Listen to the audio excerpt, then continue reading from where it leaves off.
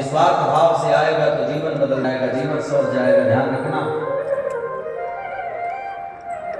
ये फल तो है ही है। मैं आपको बताते चलूं कि मेरे पास मैंने ऐसे ऐसे लोगों को कथा सुनाई जो एक एक लोगों को 10-10 बार कथा सुनाया, लेकिन उनके जीवन में इतना भी बदलाव नहीं आया, उनके जीवन में इतना भी फर्क नहीं पड़ा, और वो वैसे के वैसे ही हैं। और बहुत ऐसे लोग हैं जो मदिरा पान करते थे, मुर्गा खाया करते थे, बकरा खाया करते थे, शाम हो जाए तो महाराज बिना 2-2 पैक लगाए सोया नहीं करते थे। और सुनो, उनकी पत्नियां भी पिया करती थी, उनकी पत्नियों को भी थोड़ा थोड़ा चाहिए लेकिन केवल और केवल एक ही सत्संग सुने और एक बार ही भागवत की कथा सुने और एक बार ही भागवत की कथा सुन करके पूरे अब उनके घर में लहसुन प्याज तक भी नहीं बनता। तो जीवन को उतारने का है ना महत्व। अकाउंट में पैसा तो तभी आएगा ना जब बैंक में डिपॉजिट करोगे, जमा करोगे। जब तक जमा नहीं करोगे हाथ में कैश रहेगा, लेकिन अकाउंट में नहीं आएगा। और हाथ में तो तब आएगा ना जब उसे हाथ में लोगे। अब सामने रखा है और कह दो आजा आजा पैसा आजा, कैसे आएगा बताओ? प्रेम से बोलो राधे राधे, नहीं आएगा। श्रोता बंधुओं, उसी प्रकार ये दिव्य कथा है, कथा को अपने जीवन में उतारने का प्रयास करो। इतनी सरलता से भी नहीं उतरती, इतने सरलता से कथा उतरी भी नहीं जीवन में। कथा में बैठने के बाद में महाराज हो कितने पाप बढ़ते हैं, सबके साथ ऐसा होता होगा। कोई प्रपंच करे किसी का, किसी के बहू के बारे में कोई बताए, बिल्कुल सावधान हो गए, नहीं सकती। यहां तक कि द्वार कान में लगाए और बच्चा चिल्ला दे तो पटक दे, नहीं देखा बगल वाली की बात क्या चल रही है क्या नहीं। और भगवान अच्छी चीज, कभी कमर घुटने दर्द करेंगे, कभी मोबाइल में पड़ेगा, वो बच्चे दूध पिया कि नहीं पिया। अच्छा, कभी आप लोग विचार करना मेरी बात को, आपको नींद नहीं आएगी, लेकिन जैसे ही भगवान का भजन करने बैठ जाओ, माला बैठ जाओ, वैसे ही वासी वासी नहीं आएगी। 2-4 दिन से हम जगे हैं। ऐसा क्यों? कुंभकर्ण का नाम इतने गुणगान था, जो खाता बहुत था।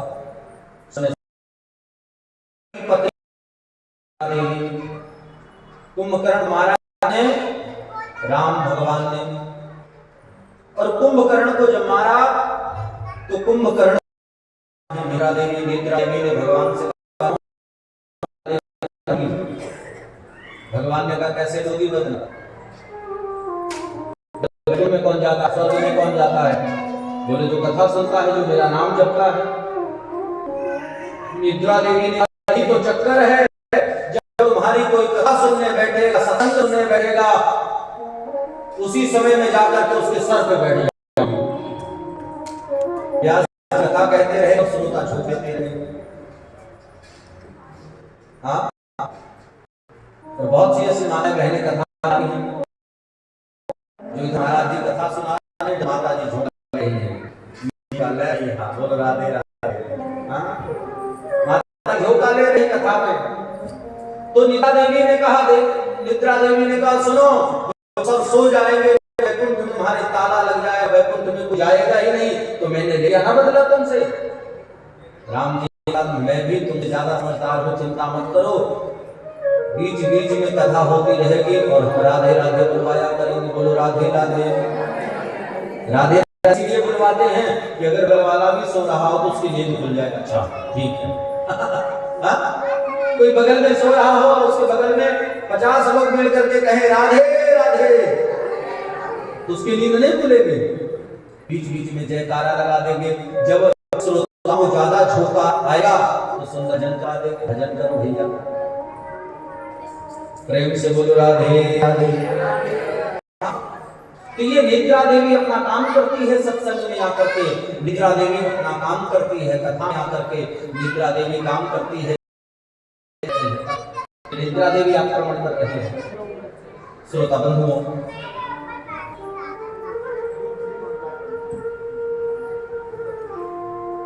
ये मम्मी पापा भी जिनके जिनके बच्चे आए हैं, इनके मम्मी पापा भी बड़े विचित्र हैं ना।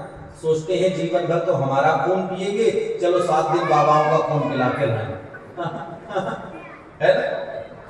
प्रेम से बोल राधे राधे, जोर से बोलना पड़ेगा। श्रोता बंधुओं, आगे भगवान की कथा आती है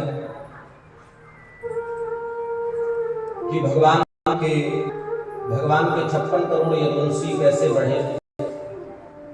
तो भगवान की पत्नियों को 10-10 पुत्र और एक पुत्री हुई, और उनके भी पुत्रों को 10-10 पुत्र और एक पुत्री हुई, जिनके पढ़ाने के लिए अध्यापक 3,44,865 अध्यापक नियुक्त हुए, जो पढ़ाया करते थे भगवान के बच्चों को।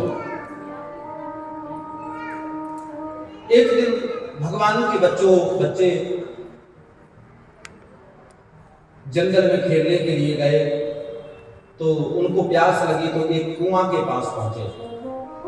तो भगवान के बच्चों ने देखा कि एक गिरगिट यानी एक मगरमच्छ उस कुएं में गिरा है, और वह बड़ा भयानक मगरमच्छ है।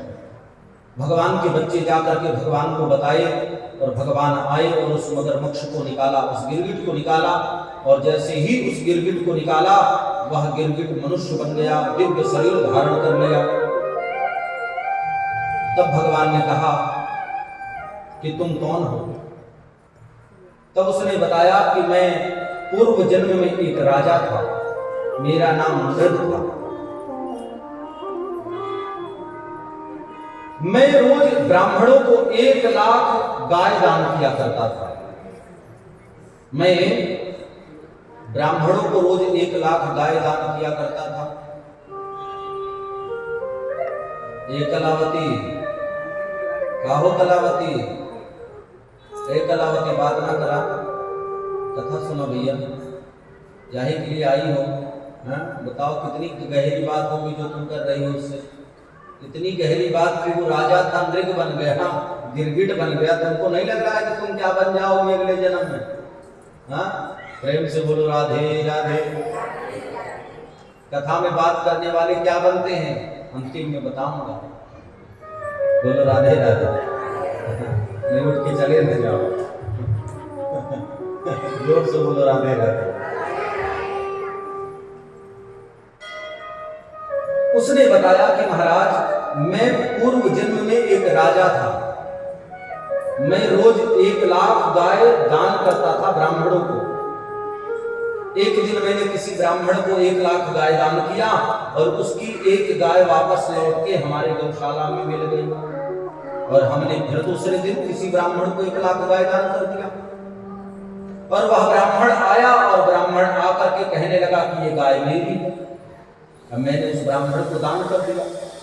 पाप तो मुझसे अनजाने में हुआ, जानबूझ करके मैंने नहीं किया, अनजाने में मैंने पाप किया। और वो ब्राह्मण देवता क्रोधित हो गए। वो ब्राह्मण देवता कहने लगे कि तू तो ऐसे ही करता होगा, उसकी टोपी उसको पहनाता होगा और उसकी टोपी उसको पहनाता होगा, तू दानी किस बात का है? हमें 1 लाख गाय दान करके हमारी ही गाय लेकर के दूसरे को दान करता है, तू रंग बदलता है। इसलिए जा, मैं तुझे श्राप देता हूं कि तू गिरगिट बन जा। इसलिए महाराज, मैं इस जन्म में गिरगिट बन गया। और जब मैंने उन ब्राह्मण से अपने कल्याण के बारे में पूछा, तो उन ब्राह्मण ने मेरे ऊपर कृपा किया और कहा कि तुम्हें भगवान के द्वारा तुम्हारी मुक्ति होगी। प्रभु, आपके द्वारा मेरी मुक्ति हुई, आपने मेरे ऊपर कृपा किया। कहने का मतलब ये है कि ब्राह्मणों से छल भी नहीं करना चाहिए। अनजाने में जानबूझकर करोगे तो क्या बनोगे, बात की बात है, लेकिन जानबूझकर भी छल नहीं करना चाहिए। इस नृग राजा ने अनजाने में केवल और केवल छल किया। और इस जन्म में उसको गिरगिट का शरीर धारण करना पड़ा। प्रेम से बोलो राधे राधे। सुखदेव जी महाराज से राजा परीक्षित कहते हैं, गुरुदेव क्या भगवान ने किसी दीनहीन के ऊपर भी कृपा की है? सुखदेव स्वामी कहते हैं कि भगवान की इतनी कृपालुता है, इतनी दयालुता है, भगवान ने सुदामा जैसे गरीब ब्राह्मण के ऊपर भी कृपा की, जिसके पास में ना खाने को, ना पहनने को और ना कुछ ओढ़ने बिछाने को, उस जैसे निर्धन ब्राह्मण के ऊपर भी ठाकुर जी ने बड़ी कृपा की। लोग कहते हैं, गुरु जी सुदामा जी ने भगवान के साथ में चोरी की, गुरु से कपट न मित्र से चोरी, या हो निर्धन या हो कोढ़ी। गुरु से कपट और मित्र से चोरी नहीं करना चाहिए। और सुदामा जी ने अपने मित्र कृष्ण के साथ में चोरी की। क्या यह बात सत्य है? तो मैं अंदर जाकर के भागवत में पढ़ा और पढ़ करके मुझे ज्ञान हुआ कि सुदामा जी ने आखिरकार भगवान से चोरी क्यों की। जो सुदामा जी की गुरु माने संदीपनी मुनि की पत्नी, जो उनको चना दी, वो चना कैसा था? बोले वो श्रापित चना था। अगर कृष्ण खा लेते तो कृष्ण को वो श्राप लग जाता। और सुदामा जी ने ऐसा चाहा नहीं कि मेरा मित्र तो राजा महाराजा है, और मेरा मित्र अगर इस श्रापित चने को खा लिया तो मेरे मित्र को श्राप लग जाएगा। इसलिए सुदामा जी ने अपने मित्र को खाने नहीं दिया, अपितु संसार के लोगों की भी रक्षा की और हर जीव की रक्षा करके उस श्राप को अपने ऊपर ले लिया। एक बूढ़ी माता थी, बड़ी निर्धन थी बेचारी, खेतों में जा करके एक एक दाना चना बिन करके लाती। एक दिन वो अपने कमर के पोटली में बना करके लेकर आ रही थी, तो एक चोर ने देखा, उसने सोचा खजाना है। माँ आकर के अलमारी में रखा और अलमारी में रख करके स्नान करने लगी। तो माँ ने खटपट की आवाज सुनी तो बाहर निकल करके देखी तो वह चोर उस चने की पोटली को लेकर भाग रहा था। उस बुढ़िया माँ ने जोर जोर से चोर चोर चोर चोर कह करके चिल्लाया। जब चोर चोर चोर चोर कह करके चिल्लाया तो गांव के लोग उसके पीछे पड़ गए। और जब संदीपनी मुनि के आश्रम के सामने वह पहुंचा तो इतना बड़ा पत्थर रखा था, उस पत्थर से उसका पैर टकराया और उसके हाथ से वो चना छूट करके आश्रम में गिर गया और वो भाग गया। और वह बुढ़िया माँ ने श्राप दे दिया, जा जिसने भी मेरे साथ में ऐसा किया मैं उसे श्राप देती हूँ कि जैसे मैं निर्धन हूँ, जैसे मैं भूख प्यास से तड़प रही हूँ, वो भी भूख प्यास से तड़पेगा। और जब गुरु माने सुदामा जी बड़े थे, कृष्ण छोटे, और जब सुदामा जी को के हाथ में वो चना दिया, वो परम ज्ञानी थे, परम विद्वान थे सुदामा जी।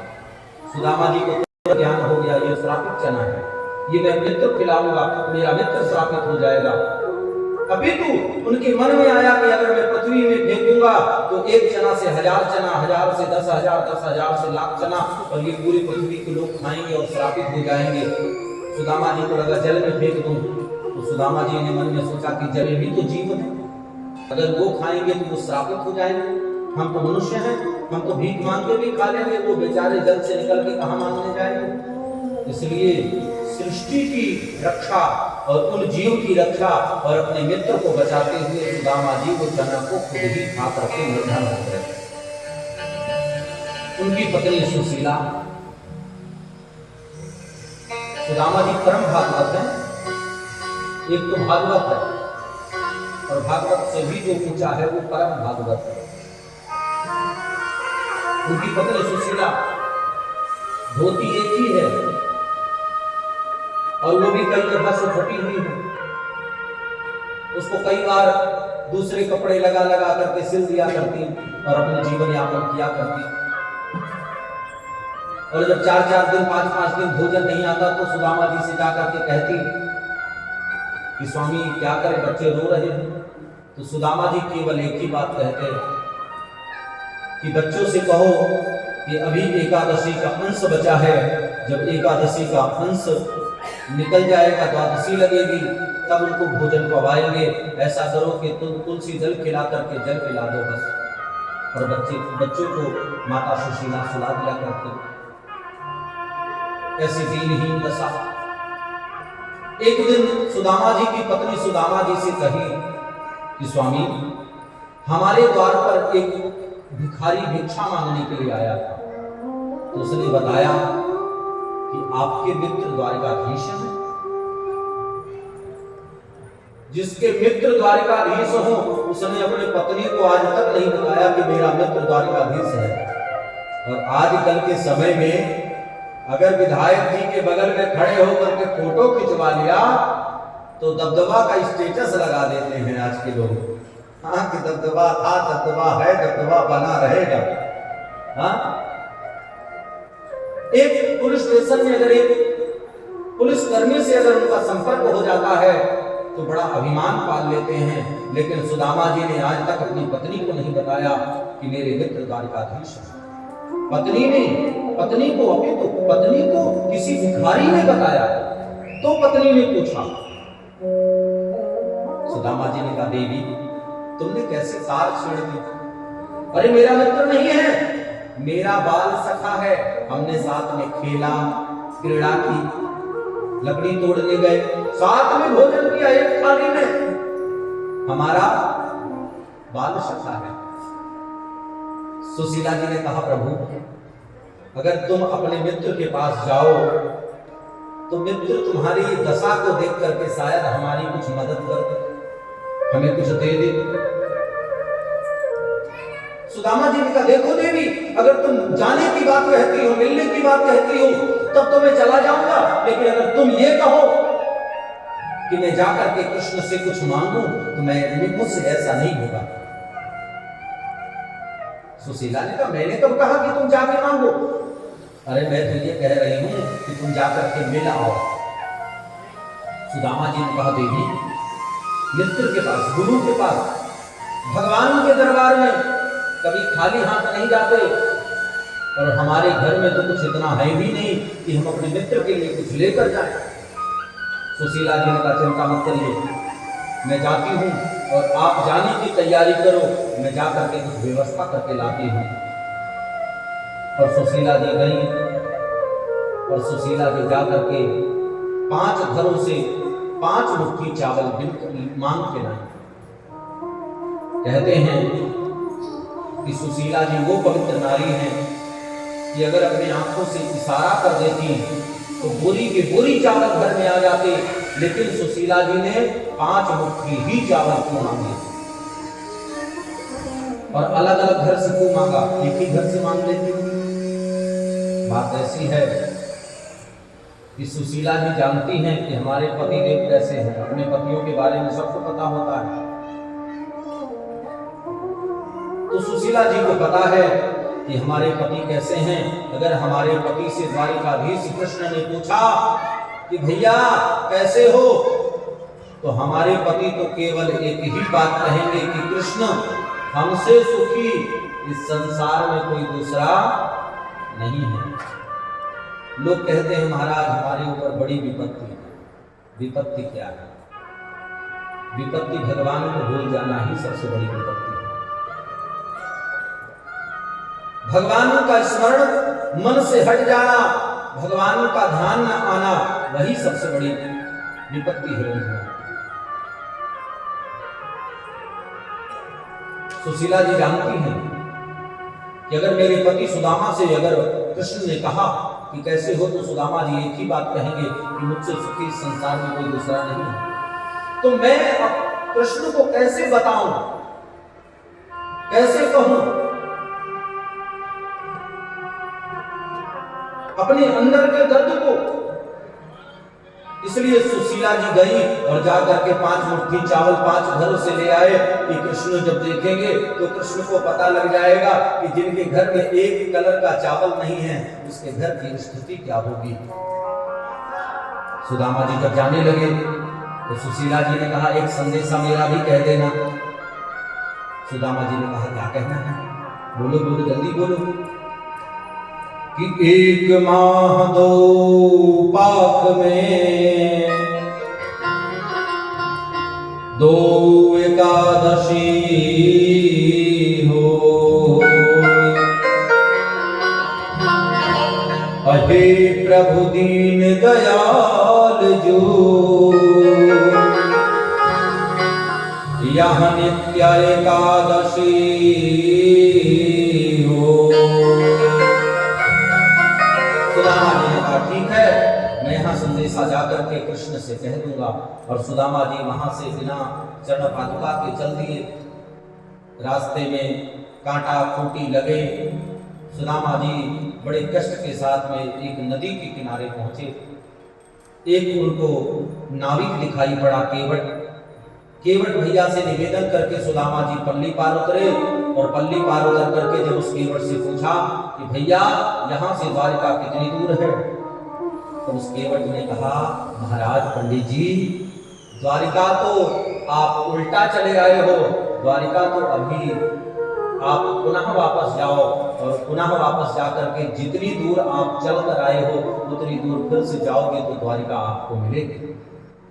सुदामा जी तुरंत अपने हाथ की तकिया लगाए और तकिया लगाकर वहीं सो गए। और कृष्ण से कहा सुन भैया, अब हमारे शरीर में चलने की हिम्मत ना आए और तेरी गरज हो तो बुला लीजो हमें। और इतना कह करके तकिया लगाकर सो गए। बोल वृंदावन बिहारी लाल की जय हो। चले श्याम सुंदर से मिलने सुदामा, जपते चले हैं, जपते चले हैं, जपते चले हैं हरे कृष्ण रामा। चले श्याम सुंदर से मिलने सुदामा, चले श्याम सुंदर से मिलने सुदामा। जपते चले हैं, जपते चले हैं, जपते चले हैं हरे कृष्ण रामा। चले श्याम सुंदर से मिलने सुदामा, चले श्याम सुंदर से मिलने सुदामा।